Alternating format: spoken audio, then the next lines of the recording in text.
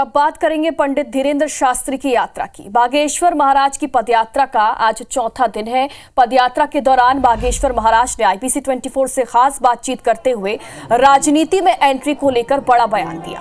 उन्होंने कहा कि मेरा राजनीति में आने का मन नहीं है, मैं अपने काम में मस्त हूं, मुझे नहीं लगता कि मुझे राजनीति में आना चाहिए। आगे उन्होंने ये भी कहा कि मैं राजनीति में आने के लिए किंचित मात्र भी उत्सुक नहीं हूं, मैं मध्य प्रदेश का योगी नहीं बनना चाहता।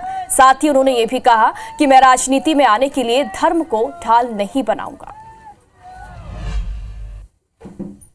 पंडित धीरेन्द्र शास्त्री जी की आज यात्रा का चौथा दिन है और आप देखेंगे कि बड़ी संख्या में हजारों का काफिला उनके साथ में यात्रा में शामिल हो गया है और कूच कर दिए हैं। आगे के लिए लगभग 22 किलोमीटर तक ये यात्रा चलेगी। तो महाराज जी से बात कर लेते हैं, लोगों का कैसा हुजूम देख रहे हैं, क्योंकि हमने देखा था कुछ हजारों से शुरू हुई थी यात्रा, लेकिन अब हजारों की संख्या बढ़ती जा रही है।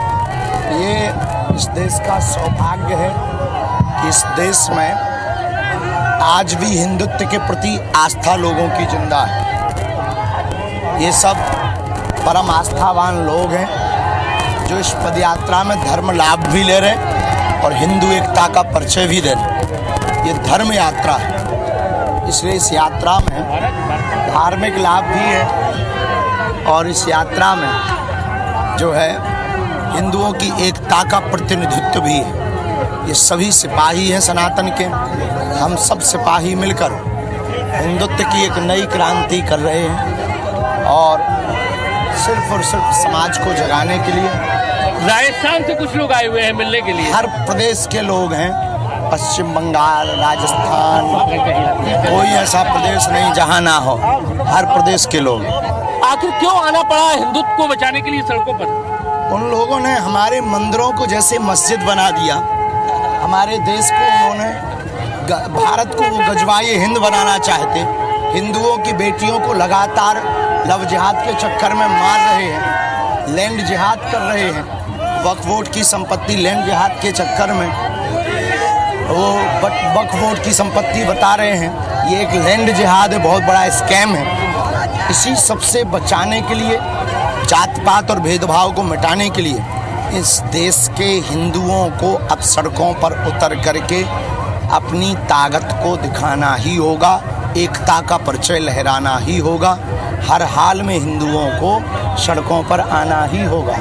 अगर कांग्रेस तो आपकी यात्रा को राजनीति से देखती है, कहती है कि बीजेपी की तरफ से ये यात्रा है। आप कांग्रेस के लोग तो हमारे साथ भी हैं, इस पद यात्रा में भी हैं। देखिए, 5 उंगलियां एक सी नहीं होती हैं, जिसके अंदर हिंदुत्व का खून होगा वो इस यात्रा के साथ है। आप अभी आप क्या हिंदुत्व को लेकर क्या जुर्म देख रहे हैं जो आपको लगा कि ये यात्रा निकालना बेहद जरूरी है? अगर ये यात्रा नहीं निकाली तो आने वाले दिन बहुत ज्यादा खराब हो सकते हैं। चाहे वो कोलकाता की बेटी का रेप और मर्डर हो, वो बांग्लादेश में हिंदुओं की हालत, घटती हुई हिंदुओं की जनसंख्या, 9 राज्यों में हिंदुओं का अल्पसंख्यक होना, देश राष्ट्रद्रोही नारे लगना, जय फिलिस्तीन के नारे संसद में गूंजना, भारत तेरे टुकड़े होंगे, इन नारों से भारत को गुंजायमान करना, सर तन से जुदा कर देंगे ऐसी धमकियां देना, इससे सिद्ध होता है कि इस देश में बहुत ज़रूरी हिंदुत्व की क्रांति की आवश्यकता है, वरना वो दिन दूर नहीं जब ये हमारे मकानों पर भी कब्जा कर लें। एक लास्ट सवाल थोड़ा सा, राजनीति में भी आने का कभी मन लगता है कि आना चाहिए राजनीति में? अभी तक तो हमें नहीं लगा है, हम अपने काम में मस्त हैं, व्यस्त हैं, क्योंकि हनुमान जी समस्त हैं। हमें नहीं लगता कि हमें राजनीति में आना चाहिए और हमें नहीं लगता कि राजनीति के लिए सब प्रयोग, अगर राजनीति में आना होगा तो धर्म को ढाल नहीं बनाना होगा। इसलिए हम राजनीति में आने के लिए बहुत क्या किंचित मात्र भी उत्सुक नहीं। लेकिन कुछ लोगों से मेरी बात हुई, वो कहते हैं कि हम मध्य प्रदेश का योगी देखते हैं आपके अंदर। बिल्कुल भी नहीं, ये सब में हमारा कोई भरोसा नहीं। तो आप देख सकते हैं कि बड़ी बात कही है, राजनीति के लिए मैं नहीं आना चाहते हैं, वो धर्म के रास्ते पे हैं और धर्म के रास्ते पे ही रहना चाहते हैं। कुल मिलाकर देखा जाए तो 22 किलोमीटर से ज़्यादा की जो उनकी यात्रा है वो चल रही है।